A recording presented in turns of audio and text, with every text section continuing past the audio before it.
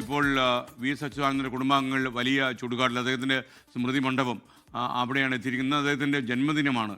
അവിടെയാണ് അദ്ദേഹത്തിൻ്റെ ധർമ്മപത്നിയും മകനും എത്തിയിരിക്കുന്നത്. SKN അദ്ദേഹത്തിൻ്റെ 102ാം ജന്മദിനമാണ് ഇന്ന് വി എസ് അച്യുതാനന്ദൻ്റെ. വി എസ് ഇല്ലാത്ത ആദ്യ ജന്മദിനം കൂടിയാണ്. അതിനൊപ്പം പുന്നപ്ര വയലാർ വാരാചരണത്തിൻ്റെ തുടക്കം കൂടിയാണിന്ന്. ഈ അവസരത്തിലാണ് വി എസിൻ്റെ കുടുംബം, ഭാര്യ വസുമതി, ഒപ്പം മകൻ വി എ അരുൺകുമാർ, അവരുടെ ഭാര്യയും മക്കളും അടങ്ങുന്ന കുടുംബം, ഒപ്പം പാർട്ടി പ്രവർത്തകർ അടക്കമുള്ള ആളുകൾ ഈ കുടുംബത്തിനൊപ്പം എത്തി അദ്ദേഹത്തിൻ്റെ സ്മൃതി കുടീരത്തിൽ പുഷ്പങ്ങൾ അർപ്പിക്കുന്നത്. നമ്മൾ അദ്ദേഹത്തിൻ്റെ ഭാര്യ വസുമതി, പ്രിയ പത്നിയുടെ ദൃശ്യങ്ങളാണ് കാണുന്നത്. അവർ ഇപ്പോഴും ആ ഒരു അദ്ദേഹം നിലവിലില്ല എന്നുള്ള വിഷമം ഉൾക്കൊള്ളാനാവാതെ ആ സ്മൃതികുടീരത്തിന് മുന്നിൽ വിതുമ്പുന്ന കാഴ്ചകൾ നമുക്ക് കാണാനാവുന്നുണ്ട്. ഇന്നിപ്പോൾ സഖാവില്ലാത്ത ഈ വി എസ് അച്യുതാനന്ദൻ പതിവായി ഈ പുന്നപ്ര വയലാർ വാരാചരണത്തിന് ഈ വലിയ ചുടുകാട്ടിലെത്തി അവിടെ അഭിവാദ്യങ്ങൾ അർപ്പിക്കുന്ന ഒരു പതിവുണ്ടായിരുന്നു. അദ്ദേഹം ഇല്ലാത്ത 2019 അവസാനമായി ഈ ചുടുകാട്ടിലേക്ക് എത്തി പുന്നപ്ര വയലാർ സ്മാരകത്തിൻ്റെ ഭാഗമായി അദ്ദേഹം അന്ത്യാഭിവാദ്യം അർപ്പിച്ചത്. അതിനുശേഷം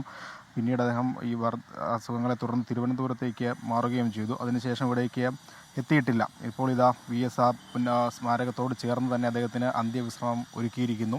ഇപ്പോൾ ആ കുടുംബം അവിടെ അവരുടെ പുഷ്പാർച്ചന നടത്തിയ ശേഷം അവിടെ അല്പസമയം വസുമതി അമ്മയടക്കമുള്ള ആളുകൾ ഇവിടെ തന്നെ തുടരും എന്നുള്ളതാണ് നമ്മൾ മനസ്സിലാക്കുന്നത്. പാർട്ടി ജില്ലാ സെക്രട്ടറി ആർ നാസർ അടക്കമുള്ള ആളുകൾ, ഒപ്പം മറ്റ് പാർട്ടിയുടെ ജില്ലയിലെ മുതിർന്ന നേതാക്കളടക്കം ഇവിടേക്ക് എത്തും.